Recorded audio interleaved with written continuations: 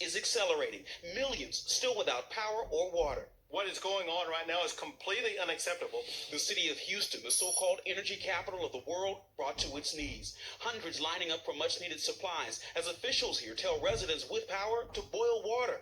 How can we boil water? We don't even have power. We have been without power for 60 hours now and without water for about 24. My family and I, we've been in the dark since Sunday night.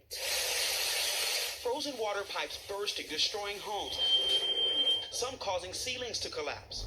We are sitting here by the fire. In San Antonio, Kristen Haddix is trying to keep her 11-month-old baby warm. Her family's life source is this lantern. Trying to boil some water so we can make some warm bottles for my daughter. We only have 3 light sources. We have our propane fireplace, 1 battery-powered light that we plugged in before the electricity went out, and otherwise it's candles. Julie Crawford has been boiling snow for her family to use as their primary water source. We're running dangerously low on water. So now what we've been doing all day is actually coming outside, getting snow, putting it in our pots, and heating it on our propane grill. Or the lack of it is the biggest concern for residents across the state. You could breathe, and that's when they put in oxygen. Herbert Miller, the stepfather of a CBS News producer, is suffering from COVID complications and now relies on an oxygen tank to breathe.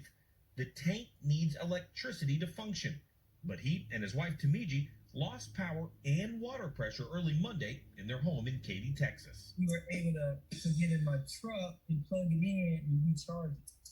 So we have to do that about every 5 hours until there's no indication when the power is going to come back on. Maybe tomorrow, we don't know. Each charge takes about an hour and a half just to reach 50% power. I'll be doing this every 5 hours. So they waited out in their car as long as they can. But of course, you're smart, and we know that if it gets to a situation where he needs to go to the hospital, we'll go. But right now, we're able to kind of manage through it. We're hoping that tomorrow will be a better day, because, I mean, how long can they deny us electricity? They know people are suffering. I had the shower on hot, and I got about 10 jackets on, and I don't think I'm going to make it no more. So who got heat at their house, bro? I'm coming over.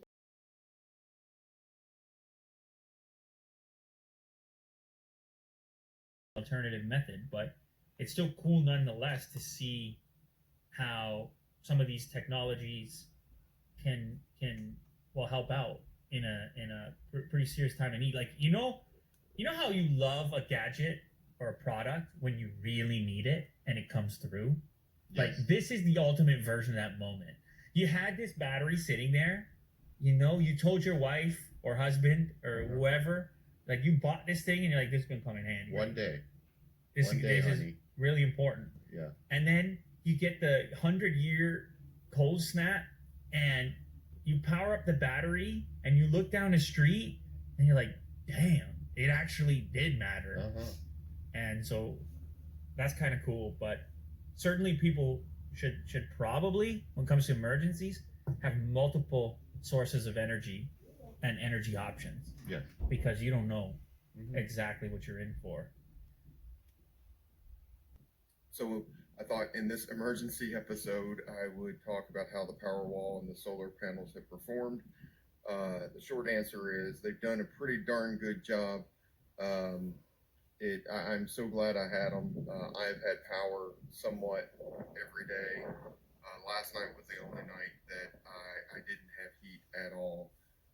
But I still had the ambient leftovers from, having heat the days before, at least some heat the days before. Get your solar, see Chiles Solar. To get your solar, see Chiles Solar.